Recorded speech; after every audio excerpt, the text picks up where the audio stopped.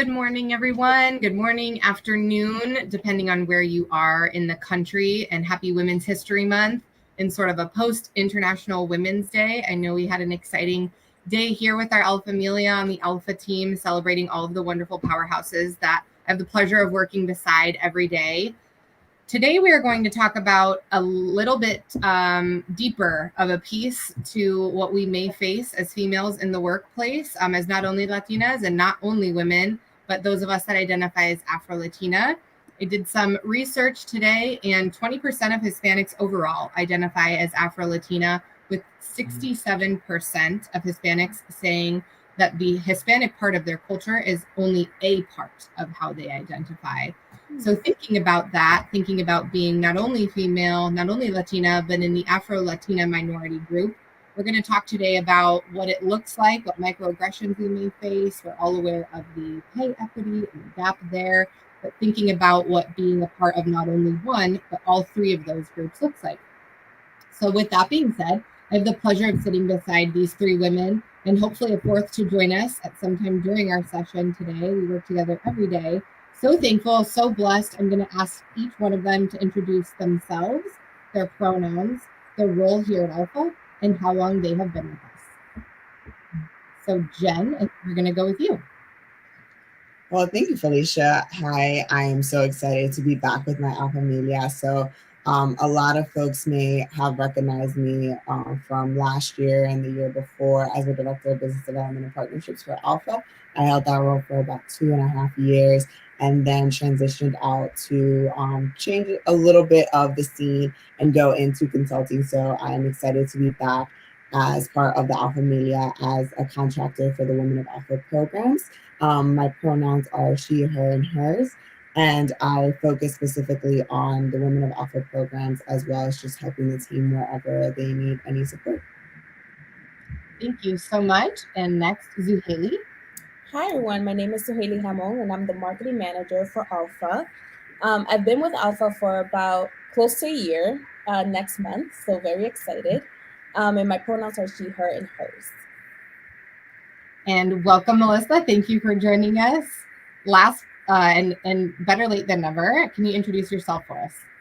Hi, Melissa Morales. I am the Director of Partnerships for the national team. My pronouns are she, her, and hers. And I have been with ALPFA for about a year, similar to Zuhaili. Gonna hit a year next month. Beautiful. And last but not least, Jess, please. Hello, everybody. My name is Jessica. I serve as our Partnership Development Manager. My pronouns are she, her, hers.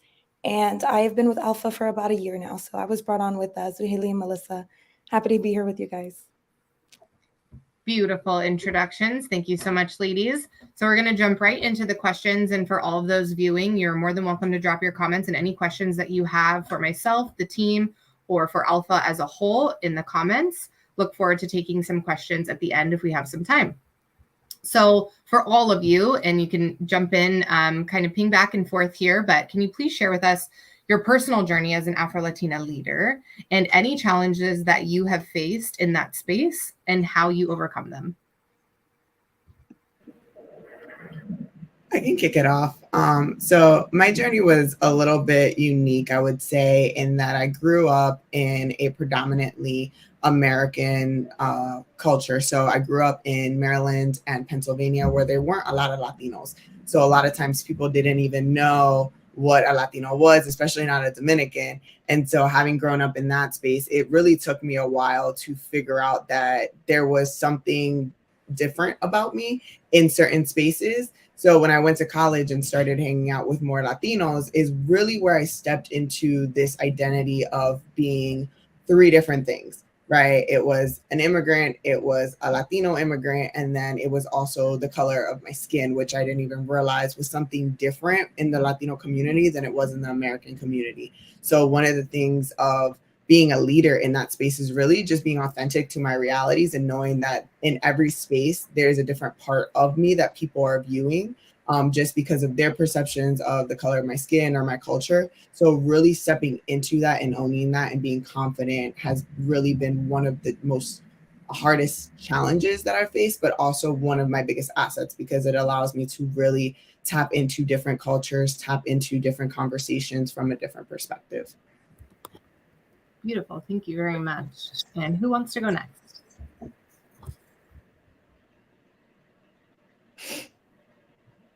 All right, I'm going to call on Jess. Yeah, absolutely.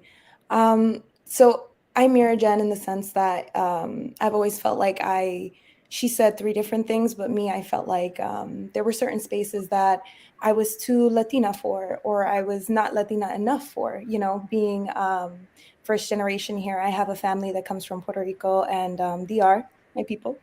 But I felt like they carried more of the culture and the language than I did being American.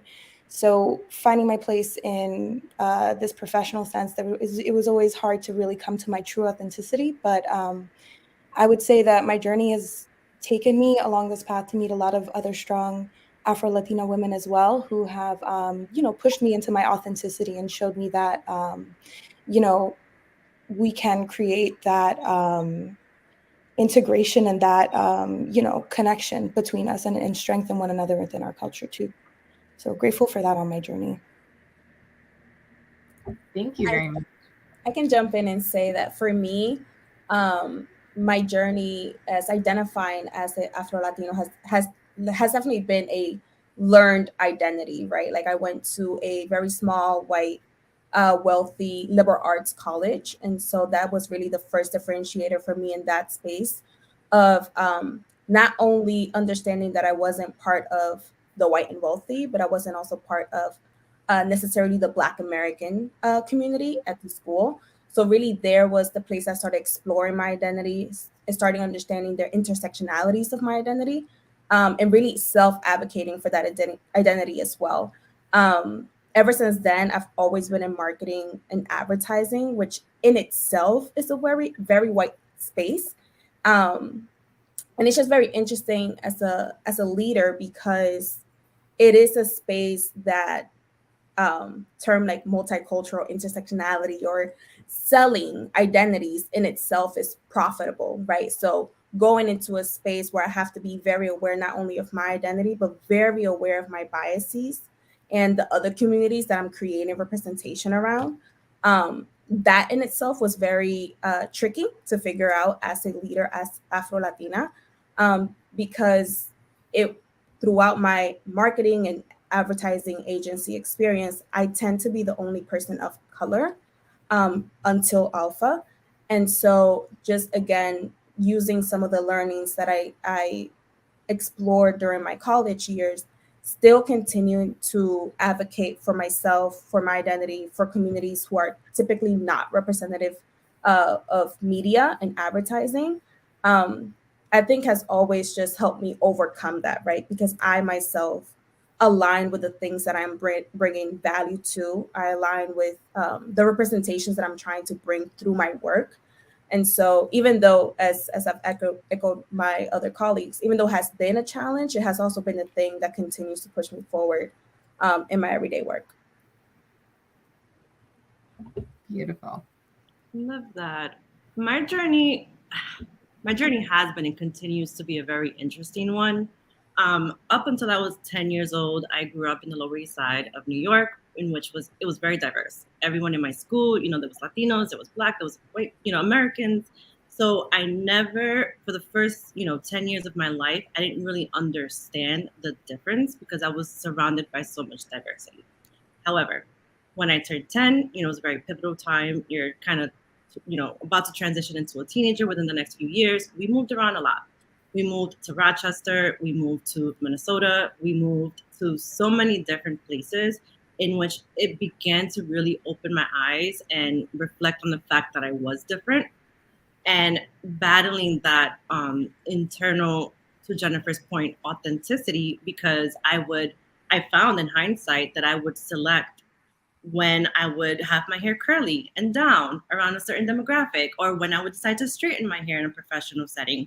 So really fighting with that was a big part of my teenage years, shifting into my early career. And then in my early career, I was primarily in the Northeast, so in the suburbs of Mass, which is there's not a lot of Latinos besides like one or two, suburbs north of Boston. And I was a very young leader. So it was really difficult to gain that respect, not just as a female leader, but as a Latina, Afro-Latina leader within those spaces. And even now in my journey getting my MBA, like at this point, I consider myself a grown woman, right? And I feel I believed that I was being authentic and I was very comfortable in my skin until you're placed in these situations, i.e. the orientation for Stern. And I look around and there's nobody that looks like me, and still being uncomfortable in that space. So it's an ever evolving journey. Thank you so much, everyone. And again, like I mentioned in the beginning, I have the luxury of experiencing pieces of their stories on a daily basis. So I sit in a very fantastic space, but thank you for sharing it with the masses. Now we're going to jump into our driven questions. So our first one is going to be for Jen. How do you choose to use your position of leadership to uplift the Afro-Latina community around you, either in your personal life, in the workplace, or both? Thank you, Felicia. Thank you for that question in particular, because for me, it's such an important piece of who I am and the way that I lead is offering my testimony, offering who I am, offering my journey to the people that I am shepherding, I would say, because at the end of the day, that's how I got to where I got to.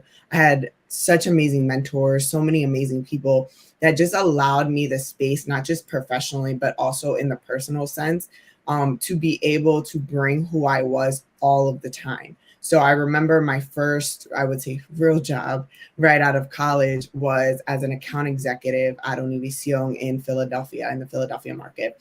And my supervisor, she was a strong Puerto Rican woman. She was so, like, I looked up to her. And I thought she was just such an amazing mentor for me, because not only did she shepherd me in the professional sense, in which she was always consistently giving me advice, but she also allowed me the space whenever I was going through something personally to walk into her office, close the door, and just let it all out.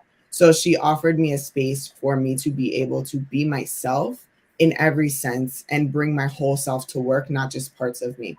So as I became a leader, one of the things that was so important to me was creating spaces for people that I worked with or that were working alongside me or under me, whatever the case may be, in order for them to just have that space to say, okay, I can't just leave what I'm going through at home at the door. Sometimes it comes with me because there's a lot of emotions. There's a lot of things that we carry each day. So just allowing them the space to say, hey, I'm not okay today. I'm not okay today because these things are going on. And if you feel comfortable sharing it, great. If you don't, then just let me know that you're not okay, and let's talk through how we can still get the job done, but also at the same time allow you the room to breathe. And I think that's such a huge part when you're dealing with any community, is just allowing them the space to breathe. I think not just as women, but we need to also teach men that they are allowed to have that space to breathe. They are allowed to have that space to come into the conversation and say, I disagree with this and I feel uncomfortable with this, and let's find a way to work together. And I think that's also been such a huge part of my journey, is allowing people to disagree with me and having people allow me to disagree with them, and us still have a relationship where we can come to a common resolution that is going to be productive and effective in the overall goal. So that's just, for me, the most important pieces of leadership is just allowing people a space, allowing them the space to be themselves, allowing them the space to say what they need to say without judgment. Thank you very much. I think on behalf of us all, we're going to thank your Puerto Rican mentor, because if she wouldn't have shown you the way, you're now paving the way for all of us. So thank you very much. And Jessica, we're going to ask you next, what unique experiences and perspectives do you think that Afro-Latinas bring to leadership roles that may be different from other groups? So I mentioned before that there are different perspectives that Latinas bring, and I think that's a really important thing that we bring to the table. You know, we have that perspective of a mother, a sister, a friend, a partner, you know, and we show up as these compassionate leaders, these excellent communicators, expert negotiators, because as Latina women, most of us are. And, you know, I see these traits mirrored in my colleagues. professional peers, and especially my mentors too have taught me how to embody this. This is what I bring to the table, that empowerment and recognition that we're all on that same journey and we face similar barriers to entry when it comes to professional spaces that are male dominated, white dominated. That, has really inspired me to do more of what I'm good at with pride and confidence, which is something that, as women and Afro-Latina women, me personally, I've been in spaces where I strategically didn't take up too much space because my voice was too loud or just like kind of left, you know what I mean? Because everyone was one way, either white, male, just different from me and not as understanding as my community has shown me. I think through that empowerment of our peers and other Afro-Latina women in the workspace, we create that stronger platform to bring forth those qualities of inclusiveness and also our vibrant culture, because it's unlike any other, it strengthens compassion, leadership within me, and those excellent negotiation skills as well. So, I'll say all that to say, I think Latino women, we really do bring forth that warmth, collaboration, that sense of strength within like sometimes these cold corporate spaces. Very well said. Beautiful. Thank you so much. And our next question is going to be for Melissa. So within organizations and institutions, if you had anything to say to them, how do you think that they could be better supporting not only their current Afro-Latina community, but moving forward and making sure that they identify those voices and make sure that they're heard? That's a really good question. Heavy one, I know. No, it's really important to create, how we're speaking a lot about creating the safe space for us as Latinas, right? But it's also very important to create the space for our allies and being that guidance for them, right? Because a lot of the times our allies want to help, they want to advocate, but they may not necessarily be going about it the right way. So being their voice of reason, or again, just like their guidance to be able to facilitate that the right way, is creating the safe space for both people, learning about the culture, because to Jessica's point, we bring such vibrancy to corporate America, or even just like to any industry, right? And really understanding, because I think there's a historical bias of, a Latina being spicy, or you may have an attitude, or maybe you're condescending because it's the way that you speak. It's really understanding the intent behind the action, the intent behind the message, educating yourself so that we're able to collaborate in a seamless way. That's absolutely perfect. And if anybody would like to piggyback on her comments, you can go for it. Yeah, I want to jump in here and just piggyback and echo off of Melissa's point of just being open to our allies and creating that safe space to an ally. I think as we enter Women's History Month, we talk a lot about women. We talk a lot about the strong women that lead us. And one of the things that in a lot of conversations that I've been having recently is that the higher the woman goes, the higher the divorce rate gets. The higher it becomes more difficult to find friends and community. And with those statistics out there, it's so hard for us to look the other way and realize that there's a larger problem when we are talking about our diverse communities and talking about being a woman, being Black, being Latina, and not realizing that we also have a duty to our allies to educate them. And so it's important that, to Melissa's point, creating that space to teach them through love, to teaching them through patience, teaching them how certain things are offensive to us, but also asking them what is offensive to them, asking them how we can find a middle ground to communicate. So I think it's just super important as we continue through the rest of this year to talk about diverse communities. We also make space for the allies to have their voices and have them tell us also what is offensive to them. Because if we're just spewing out hate and then saying that's because you hate us or you mistreat us, then we're not really creating a safe space for everyone. We're only creating safe spaces for the people's opinions that we agree with. And that's not a safe space. So that's just something that I wanted to make sure I piggybacked off of Melissa, because it's such a vital piece of diversity, equity, and the last part of inclusion. Thank you so much, Melissa and Jennifer, for adding that. And my little piece as a moderator and an ally myself with a Mexican American daughter, I can say that that is a beautiful piece to this whole conversation. And instead of looking at yourself from a place of fear and maybe ignorant, deciding that you're just uneducated. And I thank you all for giving me that space and that education. And outside of loving working for ALPFA, it has been such a blessing and an eye-opening experience. And I'm just super thankful to work with all of you every day. Okay, so paying it forward, going to move into kind of our second half of the conversation. And Zuhaili, if you could let us know, how do you use your leadership platform, same personally or professionally, to advocate for certain issues that Afro-Latinas may face in underrepresented communities? Absolutely. Thank you for that question. I would say, as the marketing manager, right, I am solely responsible for really developing strategy and representation around not just the Afro-Latina, but all communities at hand. So as I mentioned earlier, I have to be very hyper aware of my own biases that my team may have, my colleagues, and call them out in real time. And as Jennifer just mentioned, really having those conversations of, if this is how you feel and this is how you see it, please tell me more, right? I really try to come into all of my interactions and conversations much more from a listening component. I think that's the biggest, that's the most important part of marketing, is that you are echoing, you are representing the most real and the most authentic version of what you're trying to sell, or what you're trying people in our concept, trying to make people to connect with.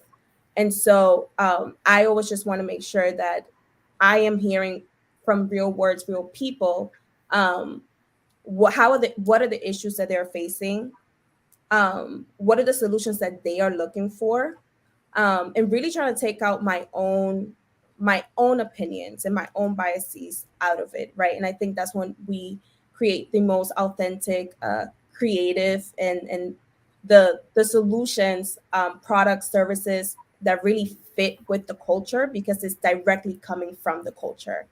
And so, as Jennifer and Melissa said, it's very important when we're talking to not just the consumer, but partners, anyone that's external, internal, that you are always coming into a place of listening rather than responding, right?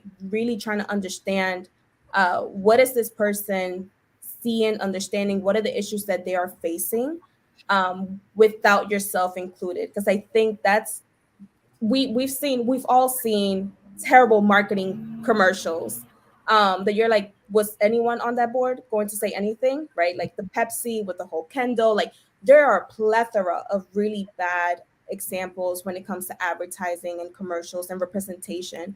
And it is essentially because people are making assumptions on issues and communities that they have no context about, or took no initiative to learn more about.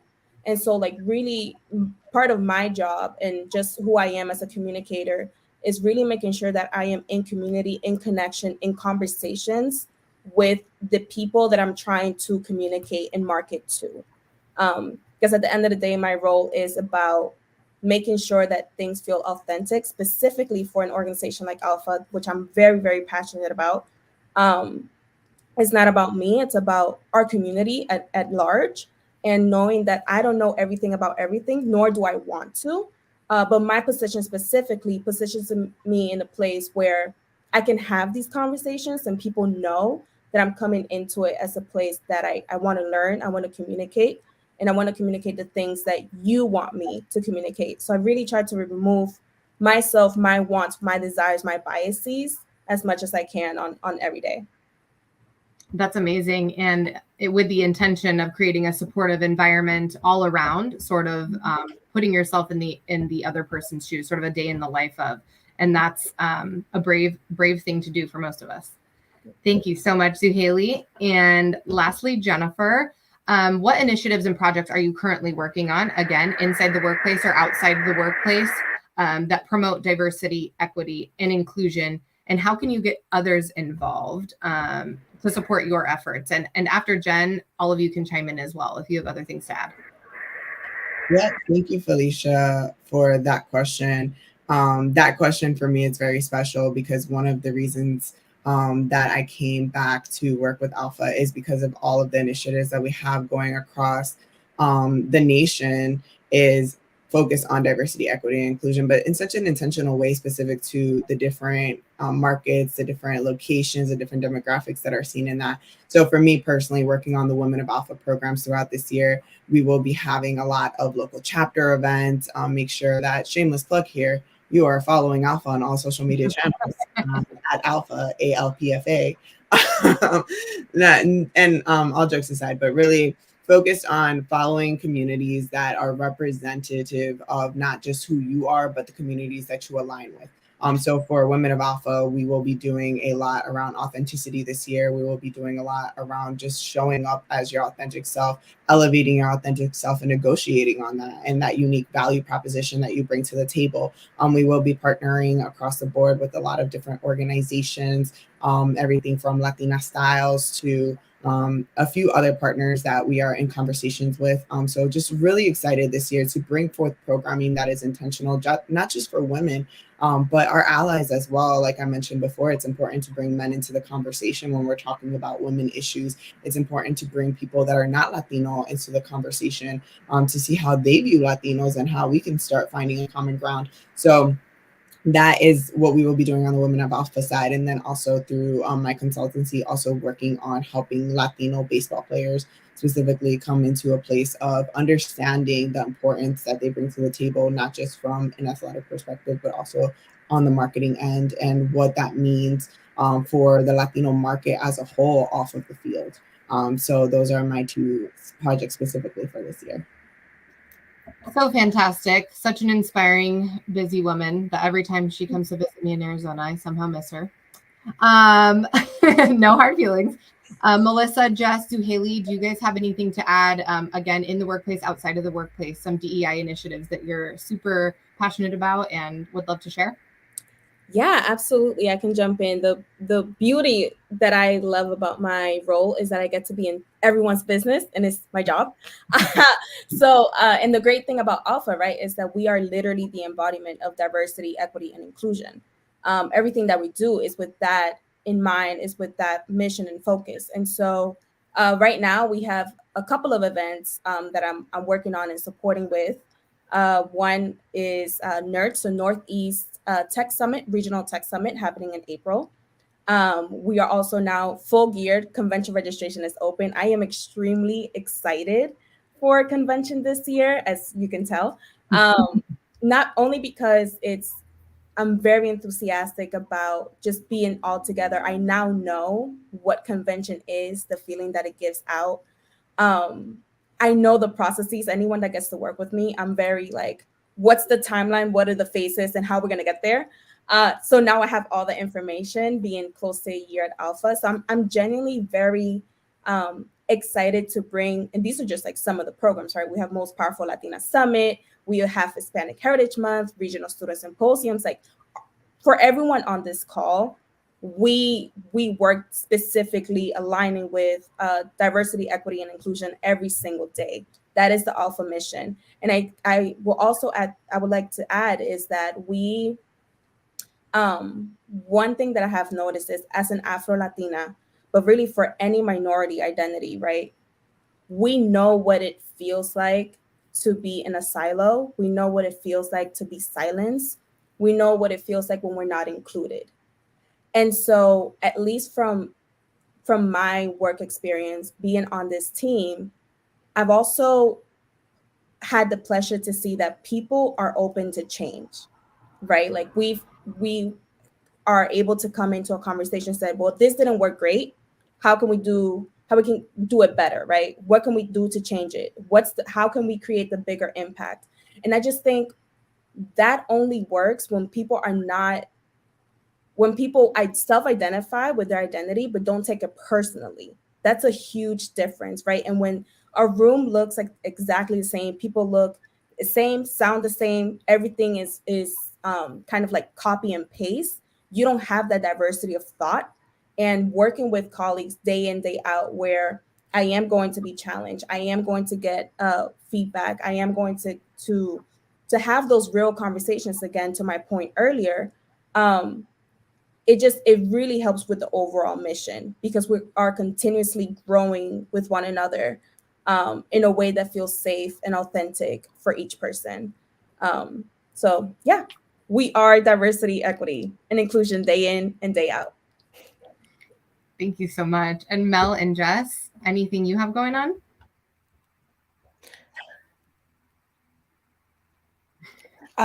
Me and Melissa's will probably be just the same, but looking forward to doing everything ALPFA this year that has to do with our initiatives that bring all of our community together. So convention, I'm very excited for.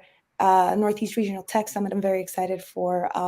But most of all, I'm grateful and aware of the responsibility and the challenge to bring these conversations up and include everyone. As Jennifer put it, everyone should be there at the table having these conversations, so that way we as a community can uplift everybody who doesn't feel as though they have that seat at the table. And having these conversations will be a great segue into, what our future is going to look like. As Afro-Latino community, we are stepping up and we are bigger now than ever. So looking forward to the conversations this year. Yeah, to echo Jessica, and Zuhaili, Jen, everything that we're doing day in and day out encompasses DE&I, right?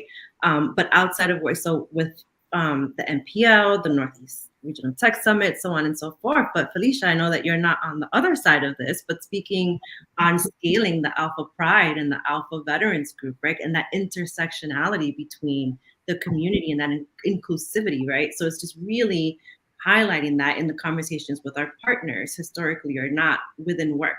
I think outside of work, I'm at that place where, to my point earlier, where I said I go to school and I don't see anyone that really looks like me.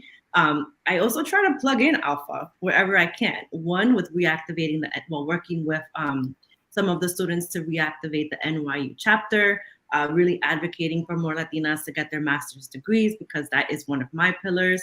And then in addition to that, even in my classes, like I had a business communication course last semester in which we had to do a presentation. Of course, it's business communication. And then towards the end is a Q&A session. The questions are facilitated by the rest of the students. And one of my classmates were presenting on Starbucks DE&I strategy. And they came up with a slew of solutions, right? Like more inclusive with their cups to encompass more holidays, so on and so forth. And my question, because I was supposed to ask the question, was, so what are you doing with the local community and nonprofit organizations to include, like, to increase the, such on and so forth? And they know that I work at ALPFA, so they laugh, right? And they mention, well, if you know of any nonprofits, but things of that nature, right? We're joking about it, but that creates the that essentially plants the seed, not just for that student, but all of the viewers, everyone that's listening, who we're talking to really highlight and keep DE&I top of mind, and not just to take action towards it, and not to just have that box that you're going to check off and say, oh, I know of diversity, equity and inclusion. I read a book, or I saw, a YouTube or TikTok or something of that nature, but really holding people accountable by being more vocal, I guess, in general. Amazing answers, and thank you for the shout out. I am the programs manager with the ALPFA national team. So to Mel's point, we are working this year and every year at making things speak volumes annually and at convention, working with Zuhaili and Jen and our sales team, and making sure that we are intersectional and representative across the board. We recently had an applicant that I interviewed, and he had one of the best answers that I've heard when we asked, what does DE&I mean to you? And he said, I am diversity, equity, and inclusion. And that was such a powerful statement for me to hear. And I really don't want to cry, but it super gave me chills when he said that, because here at ALPFA, we're not just, slapping our logo on things and trying to show up to save face. We really do bleed diversity, equity, and inclusion. And I know I can speak for everybody on our team. It is what we wake up and what we go to bed thinking about. Especially for me with my daughter, down to the littlest things, how she shows up at school, how she speaks to people, the clothes that she wears. So being able to be change makers is really fortunate place to be. So our final question for the whole team is going to be, what advice would each one of you give any Afro-Latinas who are maybe sitting currently in a place of fear or a little hesitant to move forward in their chosen fields? What what pieces of advice would you give those women? I can kick it off. I would say the best advice that my father ever gave me was just remember who you are, because it builds your character. It truly does. When you really step into who you are, when you really step into the people that have raised you, the community that has lifted you up, the people that you surround yourself with regularly, it really grounds you. It really tells you this is the way, this is not the way. And once you start tapping into that and listening to that, it's just putting one foot in front of the other. And each step you're going to fail. And if you don't fail, you're not trying hard enough. Because the reality of the matter is those failures are going to shape you. Those failures are going to move you. Those failures are going to redirect you. And the reality is that each one of us is on our own growth journey. Each one of us has things that we're going to struggle with, things that we're going to stumble, we're going to fall, environments that we don't feel comfortable in. And at the end of the day, how you recognize that and how you plug that back into who you were designed to be uniquely based on your environments, based on the way that you grew up, it's really going to accelerate you forward, because nobody is you.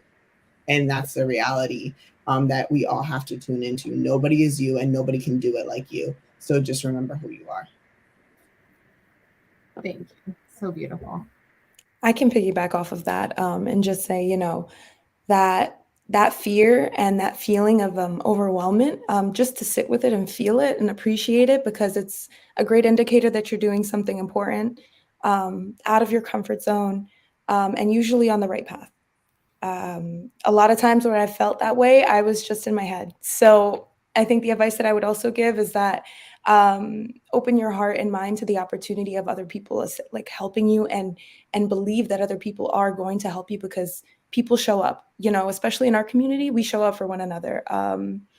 So with all that fear isn't something to stop you. It's actually something I think that should motivate you, you know. Beautiful.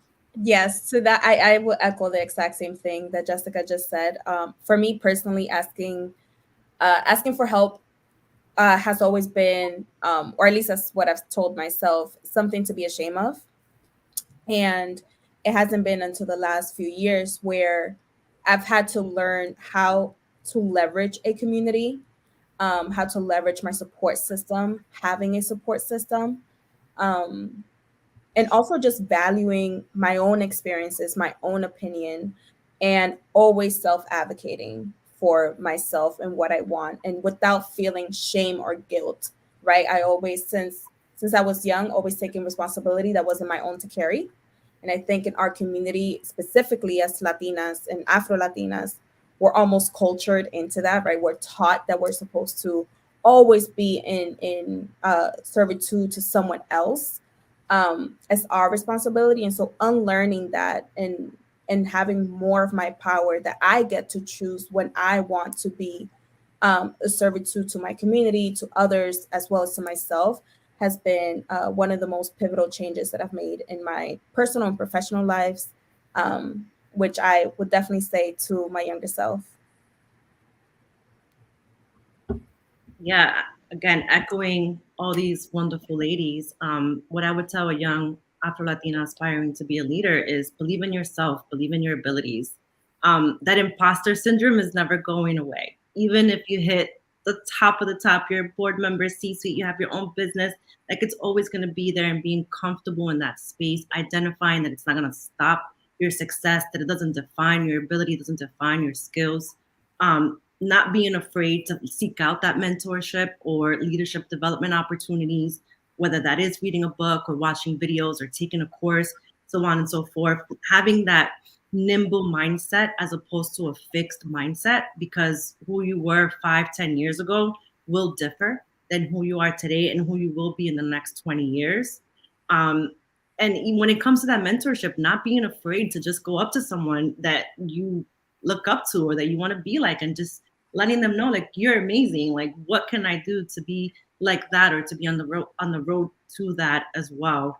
But yeah, just to everyone's point, being your authentic self and sending the elevator back down, which is my motto.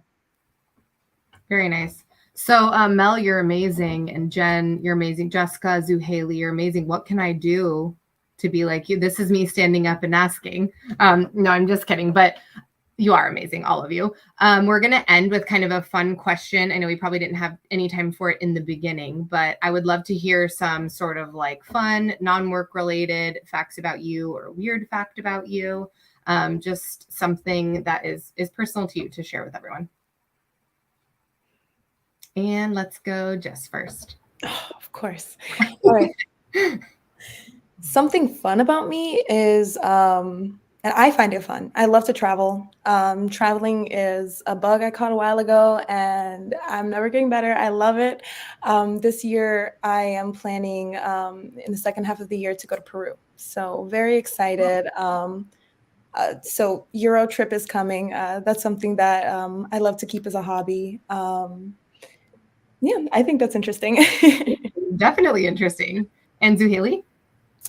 So I know I shared this at the Chapter Leaders Summit event, but one of my fun, I guess, boring facts is that I love to read like comment section. I like TikTok, Reddit, all the platforms. I'm in the comment section. I don't even pay attention to the actual post. It's just the comments that I'm interested in. It's probably the marketer in me. But I also find true crime documentaries very relaxing. So that's another. And I trust me, my people are out there because I've seen it in the comment section. So. And Jen?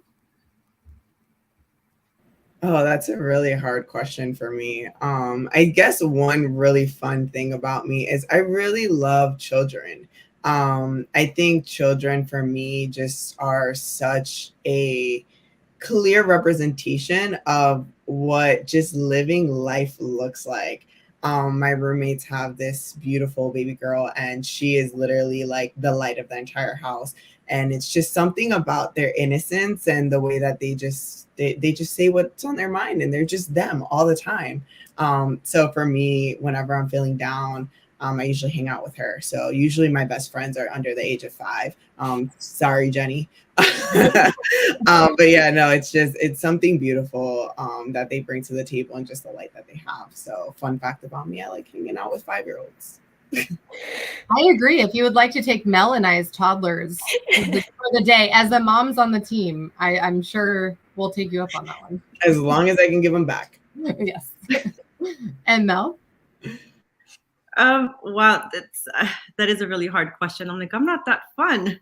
I think something that I enjoy doing a lot is because being a mom, having such a busy life, I really like to carve out those spaces where I'm able to focus, and hiking is that to me. I haven't been able to do that since pre-pandemic, however, because I moved to New York. There's not a lot of hiking opportunities as opposed to the Northeast. The New England area, which is where I spent the last few years in. But that's pretty much, I can spend a whole entire day just out in the mountains, hiking, focus mode. That's beautiful. I agree. Please come visit me in Arizona. Jen was just out here. There's plenty of hiking to do on our coast. So I would love to host you out here and get some hiking done. That would be super fun. I don't see any questions in our comments section, but we do have a lot of great comments, a very large cheerleading section, rooting for us all and thanking you all for being here today, thanking our marketing team, our efforts, our commitment to DE&I, some personal shout outs. So thank you for all of the comments and everybody watching today. Do you guys have any last minute comments for everybody watching? Any last minute pieces of advice before I close this out? I would just like to add that I would say I do feel very privileged and blessed to be in an organization such as ALPFA. As I've mentioned before, all of my work experience has been in advertising agencies, so very white, very male. And it hasn't been until this role where I am constantly being empowered by directly my supervisor, Jenny Lee, but also just like my colleagues, right? There's been so many things, and it hasn't been into this role. I used to be the type of person that would freeze my actions just because I was fearful of doing something wrong. That's the Virgo in me. That's me wanting to do everything perfect the first time.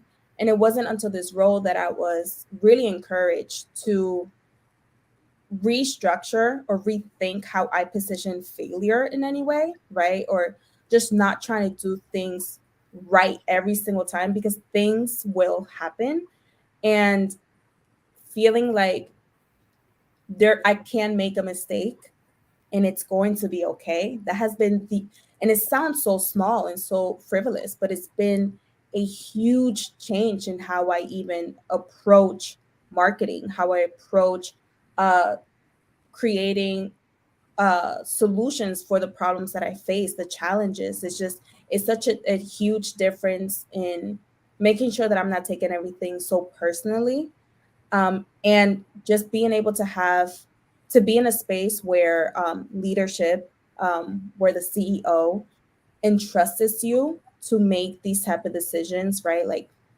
allowing you the space to make mistakes, and is also part of our development. It's also part of our growth. And it's just all a testament for me personally that we are all embodiment of the mission that we are working. And to be completely honest, if I would have been in another organization, I most likely wouldn't be able to do the things that I want to do, to explore the skills, the areas that I may not be good at, but hey, I have an interest in. Um, I just know that wouldn't have been the case in any other space. So really enjoying that this is where I'm at for right now. Enjoying the connections that I've made. I'm really excited for, again, convention this year. I couldn't agree more. I'm going to echo Suhaili here as we close out, and just find the space. Find the space, find the people, find the tribe, the community, whatever you want to call it, that allows you to make mistakes, that allows you to truly be grateful for where you're at. I think through this whole conversation, in a variety of different ways, we all express our gratitude for the people, for the environment, for the opportunities that have allowed us to truly just step in to whatever it is that we wanted to do and be whoever we wanted to be, and not be afraid that we were going to make mistakes, not be afraid that somebody was going to judge us, because the reality of the matter is we judge ourselves way more than anybody else does. Most of the time, what we think is a judgment from another person is just their experience or their projection of what they're feeling. So it just becomes this cycle of, I'm looking at you through my lens and you're looking at me through your lens, and it's not even related to anything that we're discussing. It's just whatever we want to see. So it's so important to just step into it. You want it, go get it. Don't let anybody stop you. The one last thing I do want to say is to continue to encourage, and I think I say this to every single person every single day, to speak up. Do not be afraid to be the one in the room asking the hard questions, for failure of looking one shape, way, or another. If it's in your heart, say it. Thank you, Melissa. And I waited to the end because you and Jennifer have both been a great part of my professional and personal development.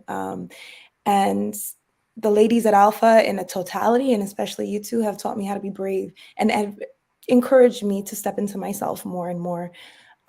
So my final remark is, to extend that to me is also to extend that to my network as well, because I plan on pushing that forward. And that's how a lot of people do work. And that's why I have that intention of, allowing people to have that platform in my space, allowing people to come into their own authenticity, and definitely chasing that for myself. So, yeah. Lovely. Thank you. And I'm just going to close this out by, I guess it's good that I'm going last, because now I'm just going to echo Jess's sentiments that I spent a long time stuck in a place of comfortability and stagnancy in a career. I've been with ALPFA 3 years this year, and it has been the most amazing journey that I've been on so far. Thank you to all the mentors and friends that I've made while being here. I think that you show me many different pieces about myself and challenge me in the best way possible. I never thought of myself as a leader until I joined this community. I think that we elevate and support each other in the best way possible. And so as an ally, as a female myself, as a mom, thank you all for showing up for me and everybody else in our community every day and making sure that we feel safe and supported so that we can pass that on to the next person. And I love you all very much, personally and professionally. Thank you for joining us. If anybody has any questions for any of us individually or for ALPFA as a whole, please feel free to find us on LinkedIn and we can connect to you. Thank you for being with us. And thank you to the men on our team too. We need to clap for them because they deal with a lot of Latinas, Afro-Latinas, female voices every day, and we wouldn't be here without their support either. So thank you very much for everyone who tuned in, and hope to see you all again soon.